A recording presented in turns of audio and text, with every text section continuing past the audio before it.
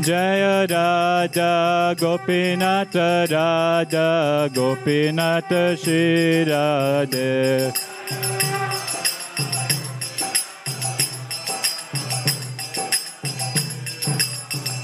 Jaya Jagannatha Jaya Jagannatha Jaya Baladeva Jaya Subhadramaya.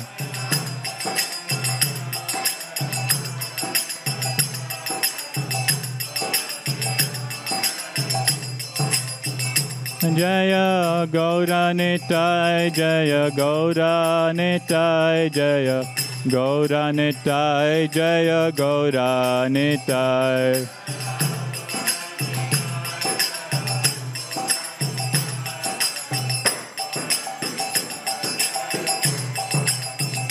Jaya Jaya Prabhupada Prabhupada Prabhupada Jaya Jaya Prabhupada.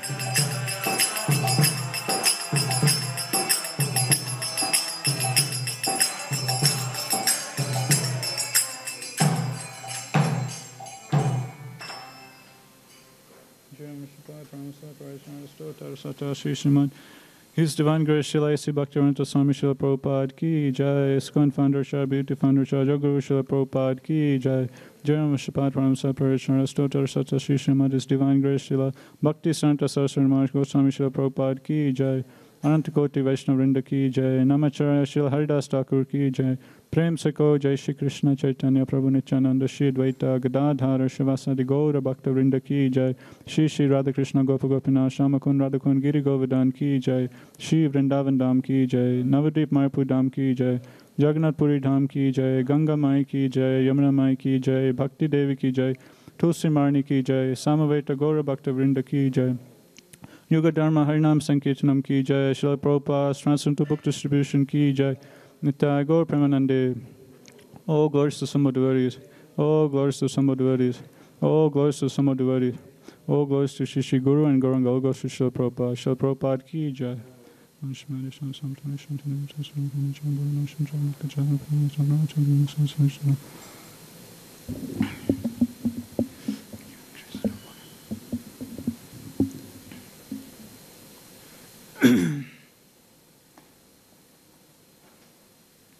Om Namo Bhagavate Vasudevaya. Om Namo Bhagavate Vasudevaya. Om Namo Bhagavate Vasudevaya.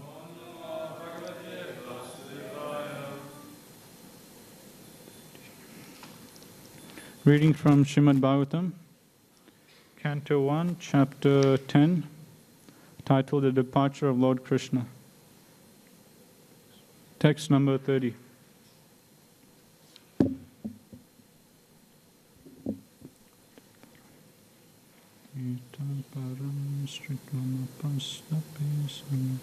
Eta param stritvam salam.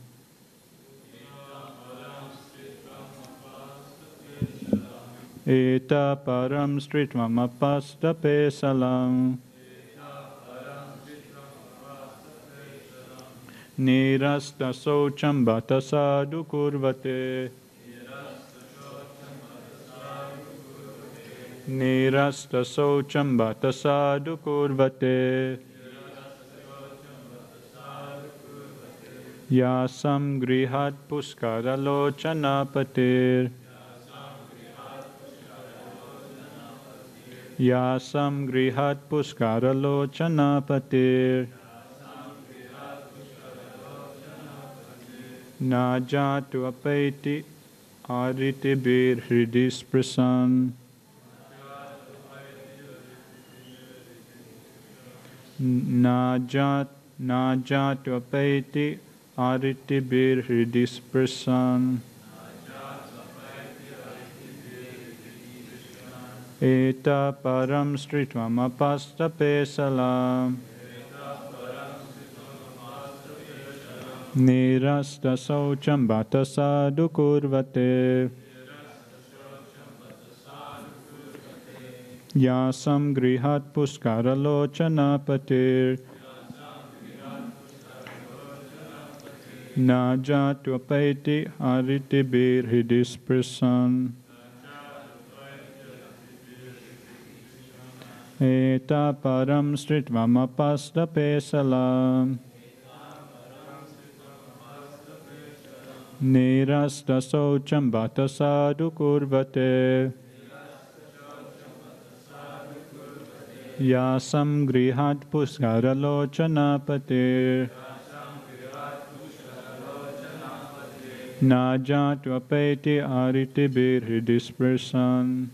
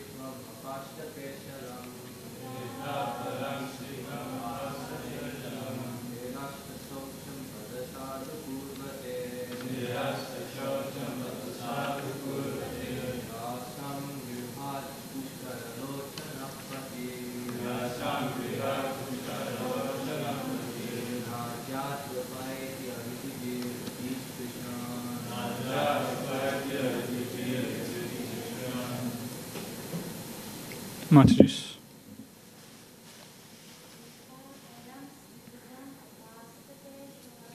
Eta param sritvamapasta pesakam.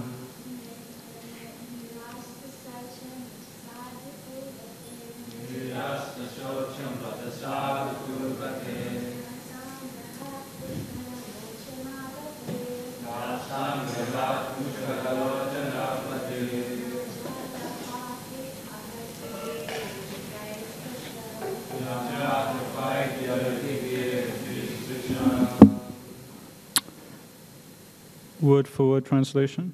Eta, all these women. Param, highest. Stritvam, womanhood. Apasta pesalam, without individuality. Nirasta, without. Socham, purity. Bhata sadhu, auspiciously glorified. Kurvate, do they make. Yasam, from whose. Grihat, homes.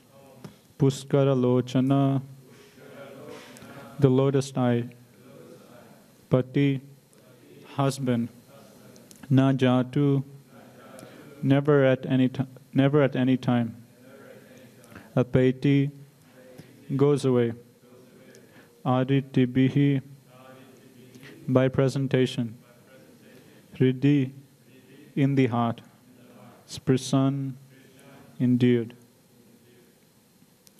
Translation and purport by His Divine Grace, Srila A.C. Bhaktivedanta Swami Srila Prabhupada Ki Jai. Translation. All these women auspiciously glorified their lives despite their being without individuality and without purity. Their husband, the lotus-eyed personality of Godhead, never left them alone at home. He always pleased their hearts by making valuable presentations. Purport. The devotees of the Lord are purified souls.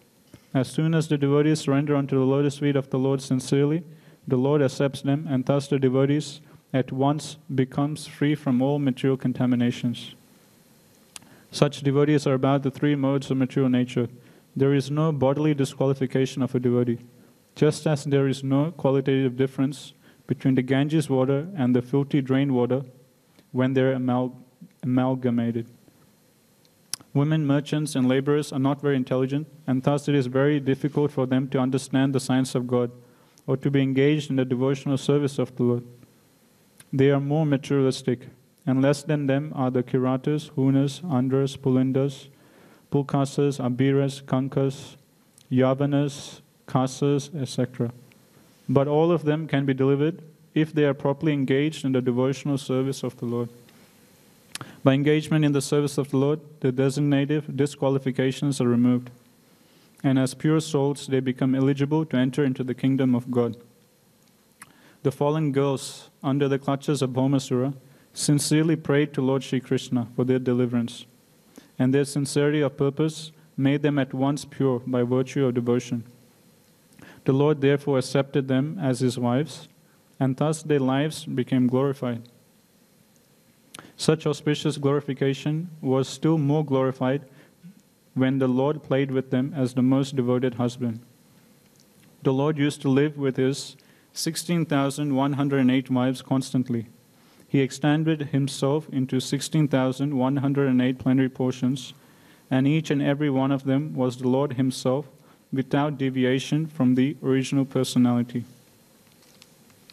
The Shruti mantra affirms that the Lord can expand himself into many. As husband of so many wives, he pleased them all with presentations, even at a costly endeavor. He bought the Parijata plant from heaven and implanted it at the palace of Satyabhama, one of the principal queens.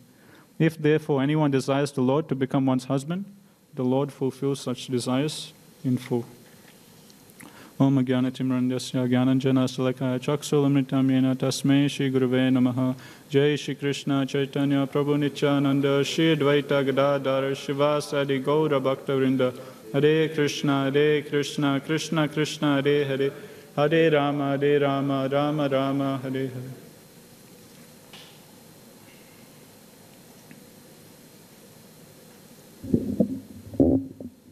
Hare Krishna everyone.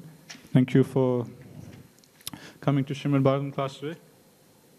So, at the moment we're discussing from chapter 10 of first canto, which discusses the departure of Lord Krishna for Dwarka. So Krishna has been in Hastinapur for quite some time, and now finally he's departing back to his hometown, home city, Dwarka.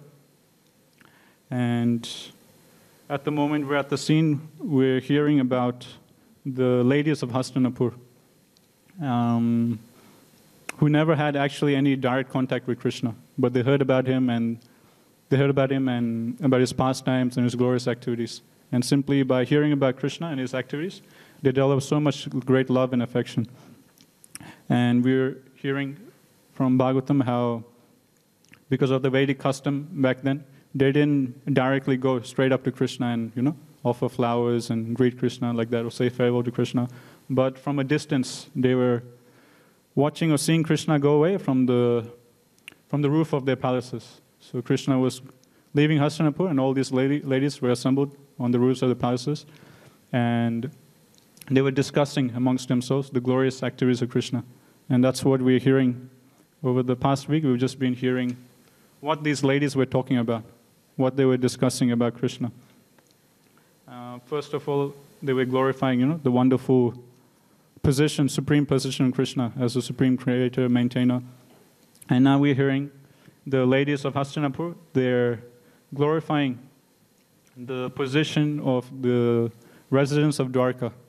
So they started glorifying, like we were hearing on Sunday, Sri Prabhupada was very nicely explaining, how the ladies, they proclaim, oh, how wonderful, how glorious is this Yadu dynasty, in whose kingdom Krishna himself, the Supreme Personality Godhead, has descended. And just like ordinary man, he's having so many affectionate relations with all of these, Yadus. So first they glorified the position, the fortune of the Yadus as a whole, and now they're glorifying the queens of Dwarka. these women, the ladies are explaining or glorifying, they are so glorious that Krishna is personally present with them. And just like a henpecked husband, Krishna is always with them at home, and he never leaves them. That's what they're discussing or they're saying today. So,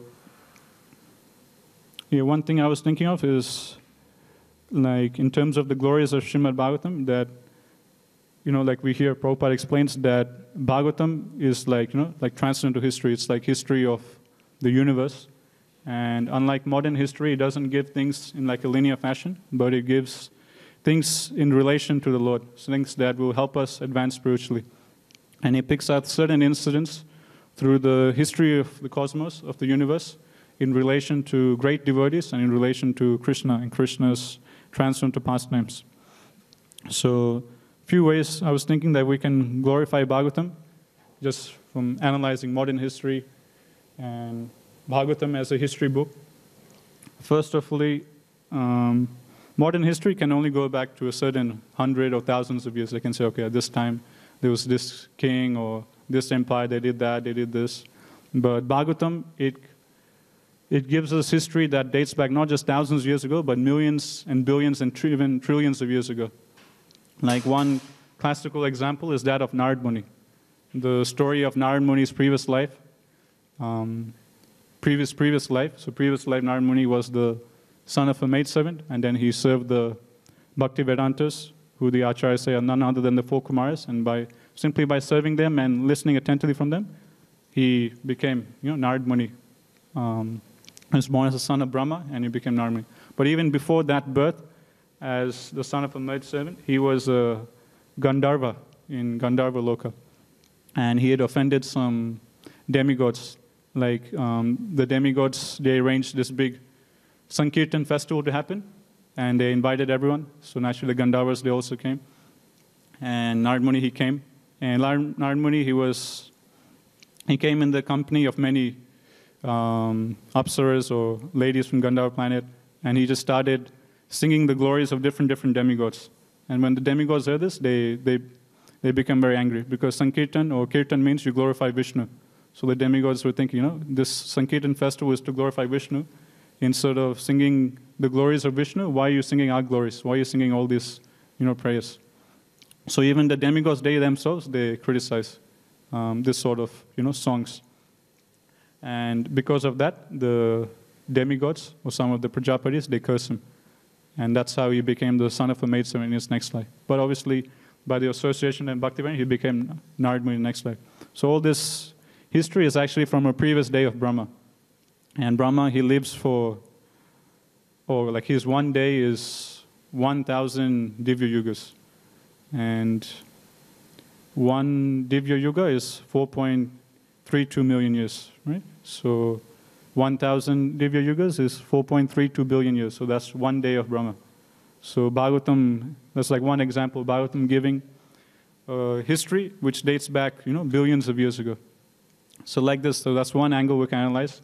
Bhagavatam is so glorious that it can give us history, or it can give us the details of, an incident that took place billions of years ago.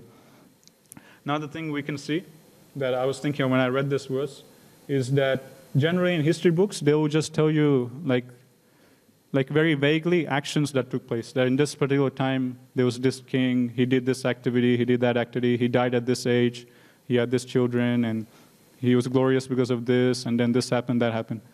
But no history book can go back and say, or when this king was in this time, he was speaking like this to his queen, or he was speaking like this to his minister.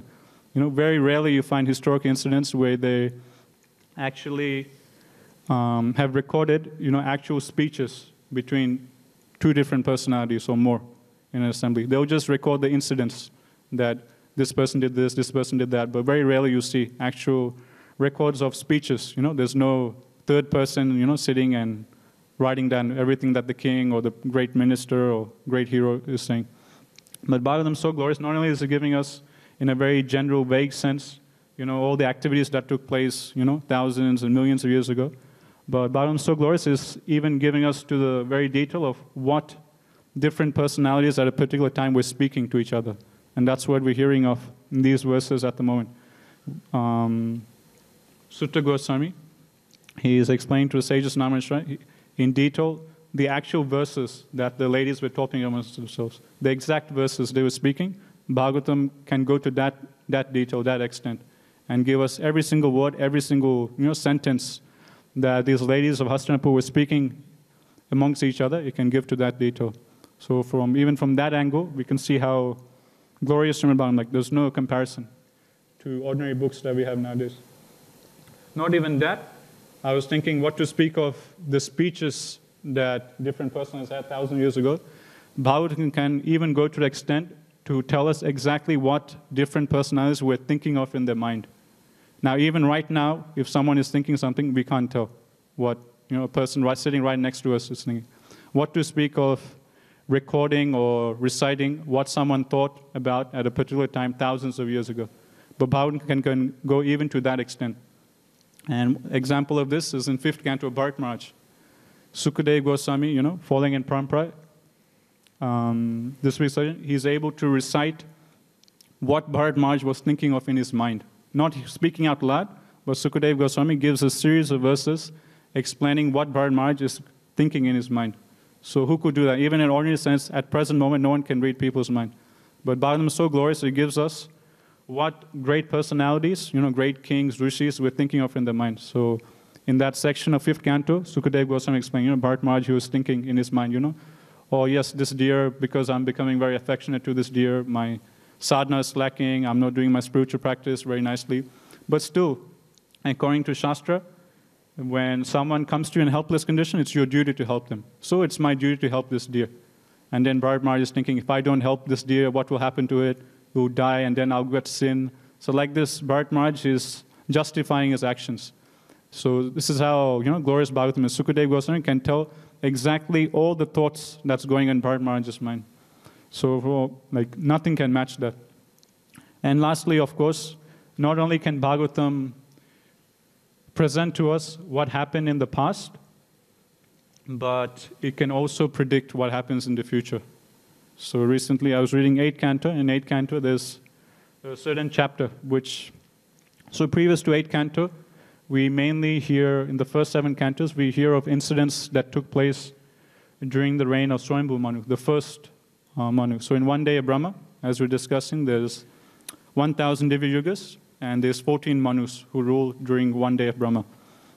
So each Manu, he rules for one Manvantara, and one Manvantara is 1,000 divided by 14, it's like 71, 72 Divya Yugas. So the first Manu is Swayambhu Manu. And pretty much all those different pastimes we heard of in the first 7 cantos, they all took place during the reign of Swayambhu Manu. Then in 8 cantos, Parikshit Maharaj, he'll ask to hear about what took place in the other Manvantras, during the reign of other Manus. And how did the Lord incarnate, what pastimes he did in the other Manvantras. So then Sukadeva Goswami, he'll start speaking, okay, this was the 2nd Manu, this was the 3rd Manu, this was the 4th Manu. I think during the 4th Manu, that's when Gajendra's pastime comes. And Sukadeva Goswami, he gives, okay, during this Manvantara, this Manu came, and during this Manvantara, the Lord incarnated as this person, like Ajita, and during this time, this person I've got it, Ajita, he delivered, this crocodile, Gajendra, from the clutches of a great crocodile. And then Parikshit Maharaj, he will then ask, he'll be curious, and he'll ask, oh, can you please explain a bit more about this Gajendra pastime? How did the Lord as Ajita, I'm not sure if it's Ajita, maybe someone else. Yeah. But how did the Lord as his incarnation delivered Gajendra? So like this, Sukadeva Goswami in 8th canto, who start describing, 4th Manvantara, 5th, 6th. And I think in the 6th Manvantara, that's when Kurma Dev's pastime comes. How Kurma Dev, he kept what's the name of that mountain? Yeah, Mandara, right? Mandara mountain. So how Kurma Dev kept the Mandara mountain on his back, and Sukadeva Goswami explains that the Lord was having a itchy sensation on his back. And to relieve the itch, he got this mountain, and they started the whole churning of the milk ocean, and the nectar came out, and then again, Maharaj Parikshit, he again inquires more. Can you please explain about this pastime? And then the whole scene is given. So like the 6 manvantras explained, and then the present manvantra is also explained. Our present one is 7, and the present Manu is Vevaswata Manu. And then again, while he's describing the 7th manvantra, our present manvantra, he talks about Lord Vamanadeva and Bali Maharaj in brief. And then again, Maharaj Parikshit. He's always curious to hear more and more pastime of Krishna. So again, Maharaj Parikshit again asks, can you please tell a bit more about Lord Vamanadeva, Bali Maharaj? So then again, Bali Maharaj and Vamanadeva will be explained. But after describing 7 manvantra, you would think he'll stop because that's the present manvantra, That's, who can predict the future. But no, Sukadeva Goswami continues on. And then he says, in the future manvantra, this person will be the Manu. And in the future manvantra, this person will be Indra. So in the next manvantra, the 8th, the Indra will be actually Bali Maharaj. At the present moment, our current Indra, his name is Purandara. Next manvantra, Sukadeva Goswami explains, it will be Bali Maharaj himself. And then Sukadeva Goswami gives the sages, these great rishis will be the 7 sages. And then he goes on to the 9th manvantra. In 9th manvantra, he'll be the incarnation of God, he'll be the Manu, this will be the Indra, this will be the 7 sages. Then he goes to 10, 11, 12, and like that. He predicts what will happen in all the future manvantras. And, each manvantra is like thousands, not thousands, like billions of years. But he's able to predict. So that's how glorious Bhagavatam is. Not only can he predict, tell us what happened in the past, but he can predict millions and millions of years into the future. So what book can match with that? So these are some things I was thinking of. I was reading this verse. And second thing I was thinking of is that, so these ladies, firstly we saw they were glorifying Krishna himself, but now they're glorifying the devotees of Krishna in Dwarka. So, as Krishna says, in Bhagavad Gita, Krishna's 10th chapter, that, my devotees, they're always discussing and relishing pastimes, talking about me. So, like Prabhupada, he says, Krishna Katha is not only talking about Krishna, but also talking about Krishna's devotees. Glorifying Krishna's devotees and glorifying Krishna himself are non-different. So how is that, Prabhupada? Unlike one purport, Prabhupada explains this very simply, like very simple logic. Prabhupada says that Krishna and his devotees are always together. They can never be separated. So Krishna and Krishna's devotees, they're always together in one unit. So that's why whenever you talk about Krishna, you have to talk about Krishna's devotees. And whenever you talk about Krishna's devotees, you have to talk about Krishna, because they're always together. So that's why talking about Krishna's devotees is also Krishna Katha. It's non-different from talking about Krishna. So like this, Prabhupada, he explains very simply in one purport. So that's why these prayers that the ladies of Hastinapur are mentioning now, or these talks they're having, is non-different from the previous verses where they were glorifying Krishna himself. In fact, one can say that these verses, they please the Supreme Lord more. Krishna is more pleased when his devotees are glorified. And another thing we can see from these ladies of Hastinapur is that they're not jealous of the queens of Dwarka. The general mature tendency is that when we see someone who has something more than us, then we become jealous and we think, why does this person have it? I should be the one in that position. I deserve it more than him or her. This should be happening to me, not her. He or her has this, but I have this. I should be the qualified person. But here we're seeing different. The ladies of Hastinapur, they're not jealous. Oh, these queens of Dwarka, they're nicely enjoying Krishna all the time. What about us? We never had any direct association with Krishna. No. But rather they're glorifying the fortune, glorifying, the glories of these queens of Dwarka. They're not criticizing, talking prajalpa, these queens of Dwarka, like Prabhupada we were hearing today and yesterday, about how, Krishna had 16,108 wives, and 16,100 of these queens were kept under captive of Bhaumasura. So in Vedic culture, if a woman is touched by like another man, then no one would marry that lady. It's like, she's like impure, she's already been touched by another man, how can you marry her? So no one would marry. So according to, Vedic custom, they were unpure. These 16,100 girls staying at Bhaumasura's place. But Krishna still married them, seeing their devotion. So the ladies of Hastinapur, they could have criticized that, how come Krishna married these 16,100 queens, 100 princes? They're impure, they're touched by another, man, not just a man, by a demon, Bhaumasura. Why is he marrying them? He should marry us instead. Look at us, We're so pure, we're so chaste, no man has ever touched us. We have this good qualities, that good qualities. But these princes, they're impure, they've already been touched by another. How come Krishna has married them? He should marry us instead. So that's not what we're reading in Bhagavatam. That's not what they're talking about. That's the nature of the mature mind, that it always tries to find fault with others. Even though there might not be any fault, still the mind will, that's how Maya works. She will make it seem something might be good, but she will turn it around and make it look, Maya means that which is not. So sometimes we find fault with others when there's not even a fault. It's actually a good thing, but with our mind, we see it as a fault. So that's not what we're hearing from the ladies of Hastinapur. They're not criticizing or becoming jealous or talking prajapa about the queen's dragon, but rather they're glorifying. They're saying, how fortunate are these ladies, Constantly they're in association of Krishna. Krishna is always present with them. He never leaves their association. How glorious is the life, So like this, the ladies of Hastinapur are glorifying.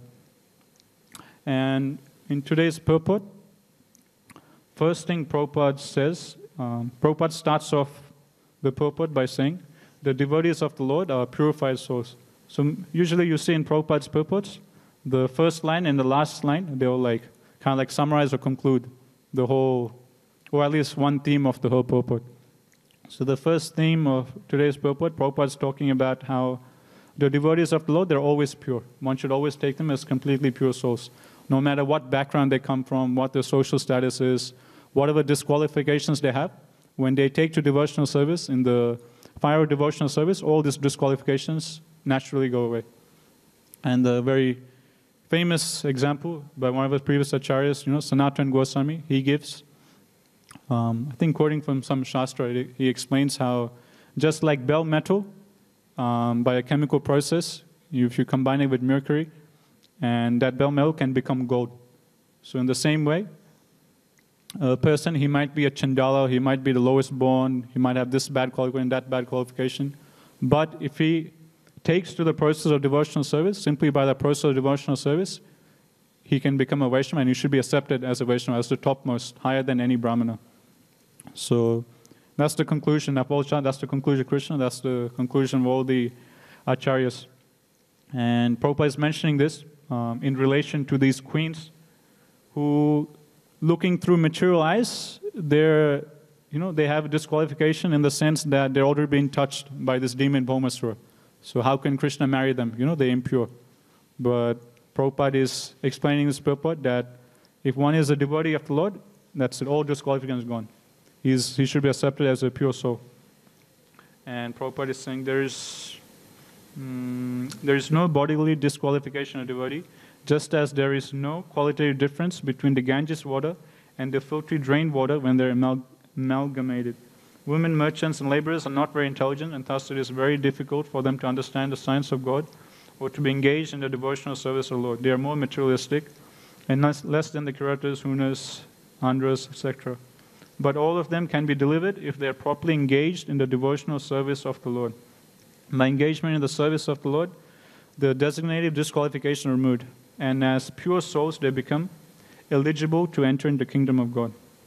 And in relation to these girls staying with Bhaumasura, Prabhupada is saying, although, materially speaking, they had disqualification, Prabhupada is saying they sincerely prayed to Lord Krishna for their deliverance, and their sincerity of purpose made them at once pure by virtue of devotion. So all these girls of staying captive in the house of Bhaumasura, they were constantly praying to Krishna while they were in prison. And simply by their devotion and the sincere prayers, Prabhupada says, all the impurities went away and they became pure souls. And there's actually one, when I was reading this, I remembered one verse in 11th canto in Uddhava Gita. There's one very nice verse which talks about how Krishna has different devotees from all categories of life, and how Krishna accepts everyone no matter what their mature background is. So this famous verse, 11th canto, talks about how there's great devotees of Krishna who are birds. So some birds that are Krishna's devotees are like Jatayu, Garuda, and then Bhagavatam talks about, even gorillas, monkeys, even they're great devotees of Krishna. They can also become great devotees. And then Bhagavatam gives, Jambavan, Hanuman, like that, the monkeys who helped Lord Ram. And even demons, they can become great devotees of Krishna. Even if you're born in a complete demonic family, even though you can be born, as the son of Hiranyakashipu, the greatest demon of all time, still you can become a great devotee like Prahlad Maharaj. So Bhagavatam gives Prahlad Maharaj as an example. Bali Maharaj as another example. Like this, Bhagavatam gives different examples. And obviously of ladies, like we're hearing today, Generally speaking, Prabhupada is saying, ladies are less intelligent, but simply by taking to devotional service, all these disqualifications are gone. So I guess there's one famous verse in 11 Cantos, like a big, nice sloka, where he talks about glorifying all great devotees of Krishna, all coming from different backgrounds, from bird background, animal background, demon, like that. So whatever our background might be, simply by taking to devotional service, we can become pure devotees of the Lord. And on the basis of this, Lord Chaitanya Mahaprabhu, he started a Sankirtan movement. And he spread this, throughout all of India. And now Prabhupada, following in the footsteps of Lord Chaitanya Mahaprabhu, he spread it all around the world, through so many different countries and cities. And all these different descriptions given of Kuratas, Hunas, Andhras, Pulindas. These are said to be, like the lowest of the lows. And all these personalities, they're actually, in all the Western world. And Prabhupada delivered all of them. Because he had faith in Lord Chaitanya. He had faith in the prediction, that the glories of Krishna will be sung in every town and village. So, like we were hearing, that when one time Prabhupada was having was in a gathering with his god brothers. And some of his god brothers, they were saying, that this verse from, CC or Chaitanya Bhagavatam that talks about, how Chaitanya Mahaprabhu's glories will be sung in every town and village, is just like poetry, it's just something nice. It's not like it'll actually happen, It's just in India it'll happen, but, who will say this outside? It's just like poetry, just like a nice glorification. But Prabhupada, he had so much faith, immediately he spoke out in this assembly. Even though he was less senior than all these, senior god brothers of him who are big sannyasis, Prabhupada had so much faith, he immediately stood up and he said, no, this is actual factual. Chaitanya Mahaprabhu has said this, it will happen. We should have faith that this will happen. So Prabhupada had so much faith in the holy name, so much faith in the Lord Chaitanya, even though he had no help, pretty much single-handedly, he started this movement. Went to America, started this with so much faith. So, and now Prabhupada has given us the service to continue pushing on this movement for at least the next 10,000 years. So that's the first thing Prabhupada talks about. And then the last paragraph of the purport, Prabhupada talks about how Krishna was constantly living with each of these 16,108 wives. And Prabhupada says, one may think, how did Krishna constantly was present with each and every single wife? Generally speaking, you would think, if a man has more than one wife, sometimes certain section of the day he'll spend with one wife, another section with another wife, or some days with one wife, some days with another wife, like that. He'll rotate, to be equal. But that's not how Krishna did. It's not that, each queen had to wait for 16,108 days before their turn came. No, but Krishna expanded himself to 16,108 plenary portions. And he was present, and for each queen, we read in Krishna book, for each queen he had made one beautiful palace. And so, can you just imagine, how big the city of Dwarka would be? Just to have one big palace in a city, that's such a big thing. So Krishna had 16,108 different palaces, and I remember when I was reading 10th canto, it explained how each of these different palaces, they would be in a certain district, and only in a certain area of the city, like a suburb. So only the residents of that certain district, they will see Krishna in that. So all the residents, they will stay in one certain district, and that will be the Krishna they see. Because in every single district or every single palace area of the city, Krishna was personally present. So if some citizen saw 2 different Krishnas, naturally will be like voting for them. So for each suburb, there was like 1 Krishna with 1 queen, with 1 palace, and certain number of citizens who interact.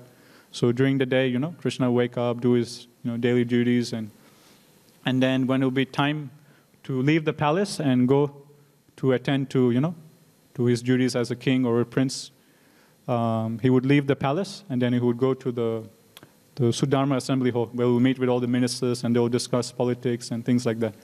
So it's mentioned from all of these 16,108 palaces, Krishna would leave, and then at a certain time, all these 16,108 Krishnas will come and they'll combine to 1 Krishna, and then that 1 Krishna will go to the Sudharma assembly house to deal with politics. And then after his daily duties with the ministers are over, then again Krishna will leave and then again expand himself to 16,108, and each Krishna would go to the separate areas of the city where separate palaces.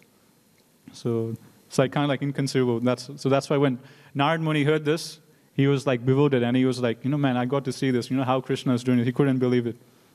So the Narad Muni, he was very curious and he was very eager to see this in action. How Krishna is maintaining so many different queens.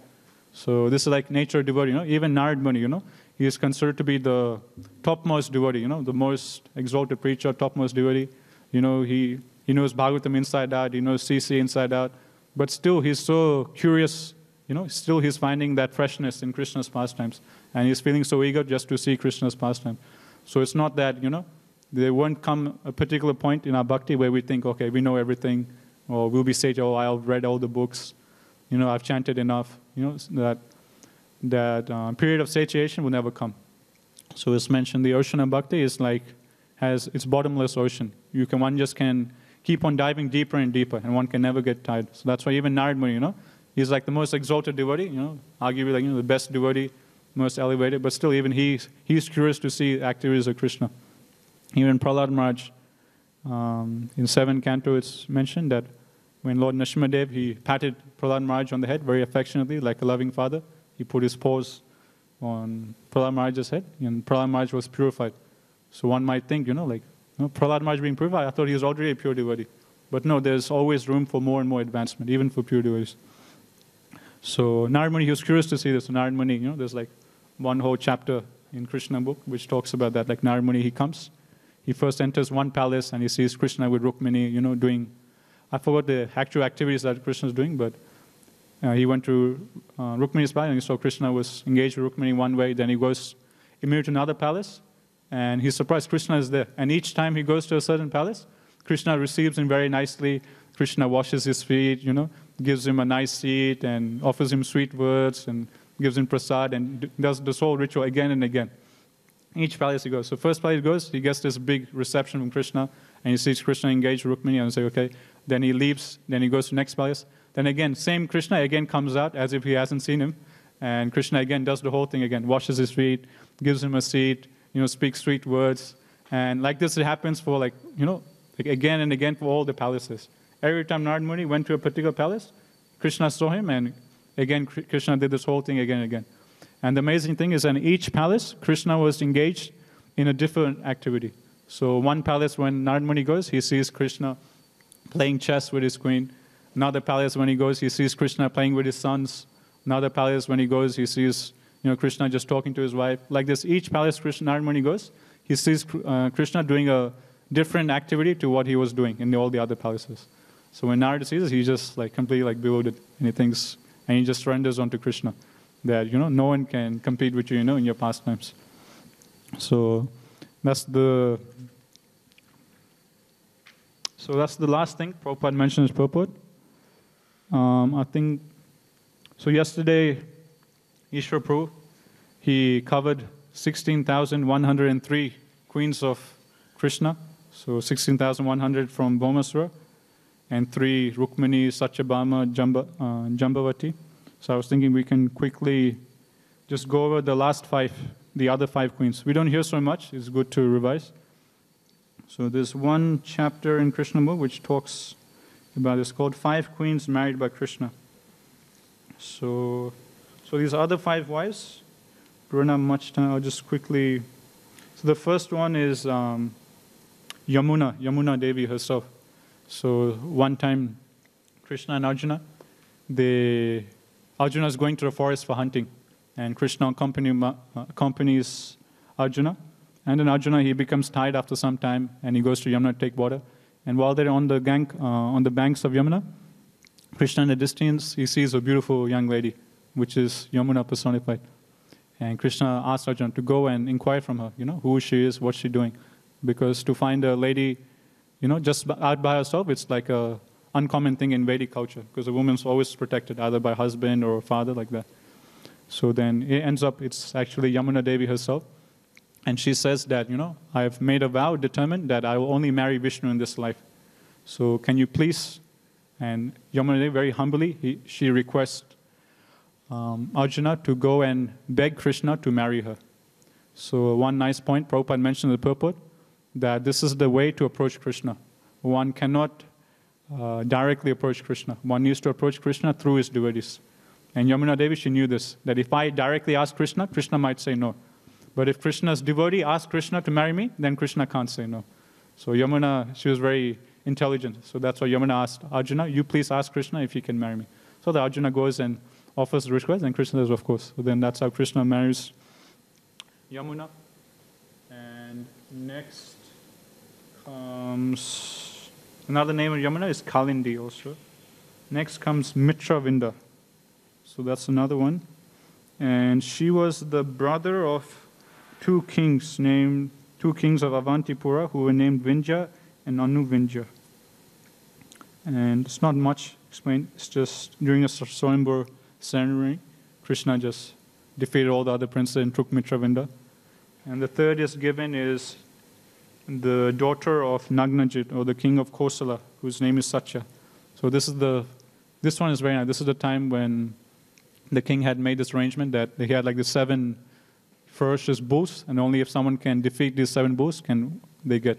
So Krishna, he expanded himself to 7 different Krishnas, and he fought with each bull individually, and then he won the hand of Satya. And the reason Prabhupada says, or Bhagavatam says, Krishna expanded himself to 7 persons is to pacify the queen, because the queen might have had a doubt. I want to marry Krishna, but same time, Krishna has so many other wives. Will I be able to spend so much time with Krishna? So she had this doubt, how can Krishna lovingly reciprocate with me and along with all the other wives? He has so many wives, how can he also look after me? So Krishna, just to dissipate that doubt, Krishna expanded himself into 7 just to tell her, don't worry, I'm the Supreme Person God, I can expand myself. So I'll be personally there, present with you, all the time during the day. So like this, Krishna married Satya.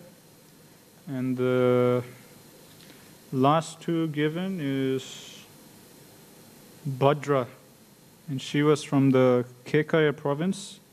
And then after that is another queen named Lakshmana. There's not much mention about them. But basically both of them, Krishna married just during the Swayambhur ceremony. Krishna came and either kidnapped them or defeated other princesses and married them. So we'll stop here. Antara Srimad Bhagavatam ki jai, Jagurusha Prabhupada ki jai, and Taigo Pramanande.